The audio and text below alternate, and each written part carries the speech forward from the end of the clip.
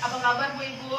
Baik. Ya, alhamdulillah hari ini kita kembali melaksanakan pertemuan P2K2 pada bulan Juli ya, di hari yang cerah ini. Nah, sebelumnya kita membahas mengenai pencegahan dan penanganan stunting melalui pemenuhan kesejahteraan ibu hamil. Nah, ibu-ibu sudah menerapkannya di rumah masing-masing? Sudah. Ya, alhamdulillah. Kalau gitu kita bisa lanjut di topik selanjutnya? Sudah. Oke, nah pada hari ini saya akan membahas mengenai pencegahan dan penanganan stunting melalui pemenuhan kesejahteraan bayi baru lahir dan ibu menyusui. Nah, sebelum kita lanjut, ibu-ibu akan saya bagi menjadi dua kelompok. Pertama adalah kelompok ibu menyusui, yang berikutnya adalah kelompok bayi baru lahir. Nah, ibu-ibu, saya akan menyediakan kertas untuk ibu-ibu isi yang menurut pendapat ibu-ibu yang ibu-ibu ketahui apa saja yang menjadi kebutuhan fisik dan kebutuhan mental dari bayi baru lahir dan juga ibu menyusui. Yang ibu ketahui aja yang mudah-mudah. Nah, silakan diisi dulu.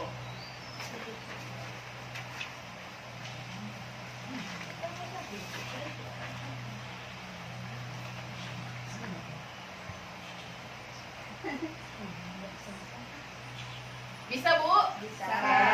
Oke ya, yang ibu tahu aja, yang gampang-gampang aja nanti akan kita bahas ya. Nah oke, saya minta dulu dari ibu kelompok bayi baru lahir. Nah, kira-kira untuk kebutuhan fisik bayi baru lahir itu apa saja? Coba salah satu kelompoknya membacakan. ASI ya, terus selanjutnya Bu. Pakaian bayi, Oke. sabun bayi, perlengkapan bayi, Ah, pijatan bayi, kasih sayang, rasa aman dan nyaman. oh gitu ya. Kalau dari semua kebutuhan yang ada untuk bayi baru lahir itu, siapa sih yang memberikannya? Ibu. Untuk ASI ibu ya. Ya. Terus yang perlengkapan bayi? Orang tua, keluarga, tetangga. Oke, selanjutnya Kalau pijatan bayi, ahli pijat bayi. gitu. Kalau Kalau kasih- untuk mentalnya gimana Bu? Orang tua, Orang tua memberikan kasih sayang ya. Terus? keluarga dari pihak ayah atau ibu. Ah. Lingkungan. Ah, Kalau rasa aman dari ibu dan lingkungan sekitar. Oke ya. Kalau dari bagian kelompok ibu menyusui, nah untuk kebutuhan fisik ibu menyusui Bu? Makanan yang bergizi, Ya. peralatan setelah bersalin, baju menyusui dan istirahat yang cukup. Oke, kalau untuk kebutuhan mental ibu menyusui gimana Bu? Dukungan positif dari suami dan keluarga. Terus rasa aman dan nyaman selama proses menyusui bayi. Istirahat yang cukup. Oke, dari semua kebutuhan fisik dan mental yang ibu-ibu sebutkan tersebut ya, bisa saya simpulkan bahwa kesejahteraan bayi baru lahir harus dipenuhi orang tua. Yang pertama adalah inisiasi menyusui dini Iya. melalui ASI. Nah, ibu-ibu yang punya pengalaman bersalin, kira-kira pas begitu melahirkan langsung menyusui nggak? Langsung ya. Oke, berarti ibu udah paham ya mengenai inisiasi menyusui dini ya.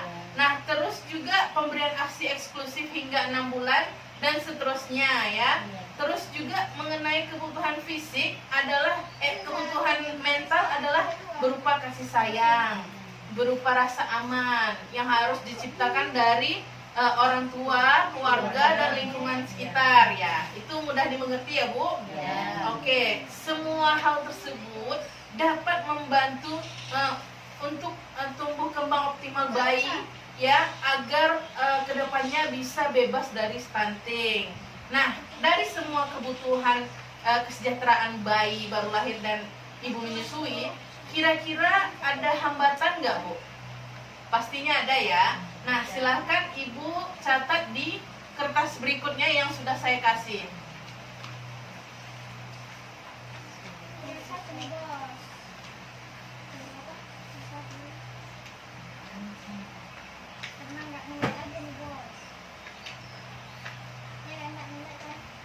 Oke, sudah Bu? Sudah. Oke, nah coba dari bagian ibu menyusui dulu. Kira-kira apa saja hambatan yang diterima oleh ibu menyusui dalam pemenuhan kesejahteraan dirinya? Ekonomi, Kebutuhan fisik dulu, Bu. peralatan setelah bersalin, baju menyusui, istirahat yang cukup. Nah, hambatannya biasanya? Hambatannya biasanya ekonomi, terus tidak ada yang membantu ibu dalam pengasuhan bayi. Hmm. Terus kalau yang untuk mentalnya, Bu? Dukungan positif dari suami dan keluarga dan rasa aman dan nyaman, istirahat yang cukup. Nah, hambatannya biasanya apa? Katanya tidak semua suami dan keluarga paham dengan kondisi ibu baru melahirkan. Terus tidak mendukung ibu ASI, membuat ibu melakukan hal-hal yang menyibukkan. Tradisi yang melarang ibu ASI untuk tidur. Nah, solusinya nih kalau dari kebutuhan kesejahteraan fisiknya, Bu. Kalau yang terkait ekonomi tadi. Tidak harus membayar orang, bisa dilakukan oleh suami atau keluarga. Nah, terus kalau yang untuk kesejahteraan mental, untuk misalnya contohnya kayak pemberian dukungan positif, solusinya gimana, Bu? Tidak boleh terlalu mendikte ibu dalam pengasuhan anak, tidak terlalu mengendalikan ibu untuk mengikuti hal yang tidak nyaman bagi ibu. Kalau untuk masalah istirahat yang cukup, Ibu harus istirahat cukup dan tidak melakukan hal-hal yang tidak perlu. oke. Nah, sekarang ibu yang untuk kesejahteraan bayi baru lahir. Nah, itu kalau untuk kebutuhan fisik, hambatannya apa, Bu? Asinya sedikit, Oke. kondisi ekonomi. Nah, biasanya nih kalau ASI yang sedikit, kan ibu-ibu udah pengalaman nih. Pertolongannya gimana solusinya? Pijat laktasi, Heeh. tetap menyusui bayi, meminta bantuan Konselor. konselor, Oke, nah kalau masalah ekonomi, membeli kebutuhan bayi secukupnya, tidak harus banyak dan mewah. oke. Nah, kalau untuk kesejahteraan mental dari bayi baru lahir, Kasih sayang, rasa aman dan nyaman. oke. Nah, hambatannya di mana tuh, Bu? Pengasuhan bayi hanya dilakukan oleh ibu saja. Kondisi rumah yang sesak. Nah, solusinya? Ayah, ibu, dan keluarga lainnya turut memberikan perhatian, membantu merawat bayi baru lahir. Bayi tidak memerlukan ruang yang besar, yang penting nyaman dan aman dari hal-hal yang membahayakan. Nah, oke ya. Nah, dari semua hambatan dan solusi yang telah Ibu sampaikan ya, bisa saya simpulkan bahwa kebutuhan fisik dan mental bagi bayi baru lahir dan ibu menyusui dapat terpenuhi dengan memanfaatkan layanan yang tersedia di masyarakat ya. Selain pertolongan dari keluarga, suami, ibu juga bisa memanfaatkan layanan masyarakat, contohnya posyandu ya, puskesmas ya, PAUD, BKB ataupun program bantuan sosial bagi KPM berupa program sembako, kegiatan pertemuan kelompok seperti yang kita lakukan saat ini, dan juga pertemuan-pertemuan yang diselenggarakan untuk mendukung kapasitas keluarga. Nah, ya sampai di sini paham, Bu? Paham. Nah, sebenarnya kan masalah kesejahteraan ibu hamil dan bayi baru lahir ini antara satu dan lainnya kan kita tidak bisa menyamakan kondisi masing-masing ya.